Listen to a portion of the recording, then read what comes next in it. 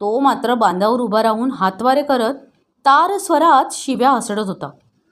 माझा आणि काकाचा उद्धार करत होता. मला तर त्याचा भयंकर राग आला होता. अशी घाणेरडी माणसं जगण्याच्या लायकीचीच नाहीत असं माझं ठाम मत झालं होतं.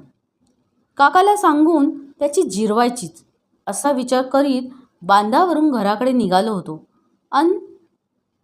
माझ्या पुढे 10 पावलांवर बांधाच्या पोटाला लागून असलेल्या गवतातनं अचानक तो बांधावर आला आणि दत्त म्हणून माझ्या पुढ्यात फणा काढून जोराने फुटकारत वेटोळे घालून बसला.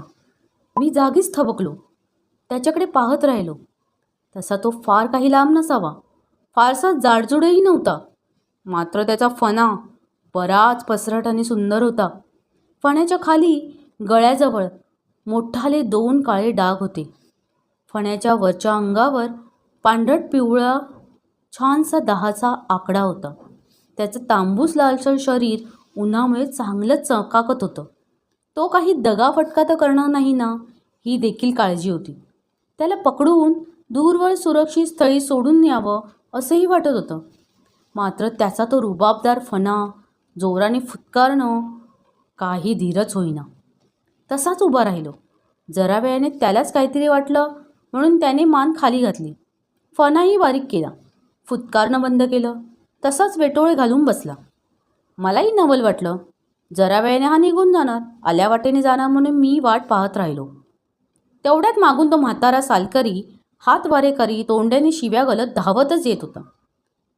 माझ्या बऱ्याच वेळेच्या तशा उभ्या राहण्याचा अर्थ त्याने वेगळाच घेतला असावा.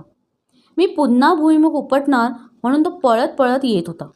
मला त्याचा राग आलाच होता. तो आणखीनच वाढला. विशेषतः समोरच्या वेटोळे घालून बसलेल्या फणादारीला पाहून त्याच्यावरचा राग वाढला. विचार करून काळजीपूर्वक फणादारीजवळ गेलो. तसा तो सावध झाला. फणा उभारून फुटकारायला लागला. मी मात्र सावध होतो. त्याच्या शेपटीकडे लक्ष ठेवून होतो. लक्षात आल्यासारखं करत तो एकदम फणा खाली करून बांधावरनं उतरायला लागला. पटकन पुढे होऊन मी त्याची शेपूट धरून ठेवली. एव्हाना तो म्हातारा माझ्याजवळ आला होता. चांगला हाफकतच होता.